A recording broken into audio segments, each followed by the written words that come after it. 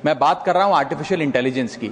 इस एआई की क्रांति के युग में सर, जहां अमेरिका के पास अपना chat GPT, Gemini, Anthropic, Grok जैसे इंडिजीनियस मॉडल्स हैं, वहीं चाइना ने डीप सीक जैसा सबसे ज्यादा क्षमता वाला और सबसे कम लागत से बना एआई मॉडल तैयार कर लिया है। लेकिन इस एआई के युग में सर भारत कहां है? क्या भारत इस युग में पिछड़ता जा रहा है? क्या भारत अपना जनरेटिव एआई मॉडल नहीं बना पाएगा?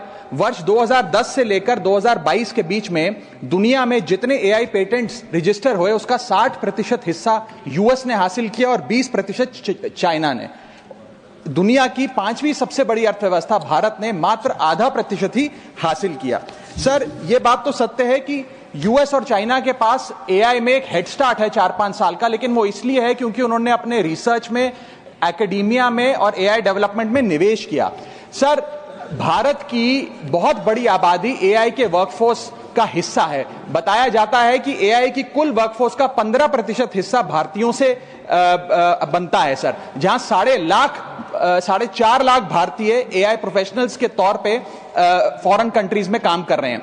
Sir, India ranks 3rd in highest penetration of AI skills. इसका मतलब यह है सर कि भारत के पास प्रतिभा भी है, मेहनती लोग भी हैं, ब्रेन पावर भी है, डिजिटल इकोनॉमी भी है और 90 करोड़ से ज्यादा इंटरनेट यूजर्स भी हैं। लेकिन फिर भी कहीं ना कहीं आज भारत एआई का कंज्यूमर बन गया है, एआई का प्रोड्यूसर नहीं बन पा रहा।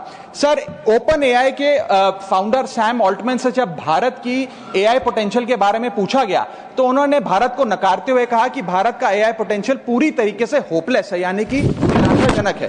आज समय आ गया सर कि हम उन्हें जवाब दें और भारत इस एआई के युग में एआई प्रोड्यूसर बने, ना कि एआई कंज्यूमर। इसके लिए सर कई कदम उठाने होंगे। सबसे पहले हमें इंडिजीनियस एआई चिप्स बनाने होंगे, इंडिजीनियस चिप मैन्युफैक्चरिंग भारत में इजाद करनी होगी। इसी के साथ साथ सर हमें एक डेडिकेटेड एआई इंफ्रा फंड तैयार करना होगा, एआई रिसर्च ग्रांट्स देने होंगे, एआई टैक्स ब्रेक्स देने होंगे और टैलेंट माइग्रेशन रोकना होगा ताकि भारत का टॉप टियर एआई टैलेंट और देशों में जाकर काम ना करे बल्कि भारत में काम करे। इसी के साथ साथ एआई के इंडिजीनियस स्टार्टअप्स जो हैं सर, उन्हें एक्सेस देना होगा large volume of existing data को, जो मेटा, माइक्रोसॉफ्ट और गूगल के पास है लेकिन भारत के पास नहीं है। और अंत में सर फाइनेंशियल इन्वेस्टमेंट हमें बढ़ानी होगी, जहां यूएस अपने जीडीपी का 3.5% एआई रिसर्च में खर्च करता है, चाइना 2.5%, वहां भारत मात्र 0.7% खर्च कर रहा है। सर, आने वाले काल में इस दुनिया पर वही राज करेगा, वही विश्व गुरु होगा जिसके पास एआई की ताकत होगी। इसलिए भारत को सर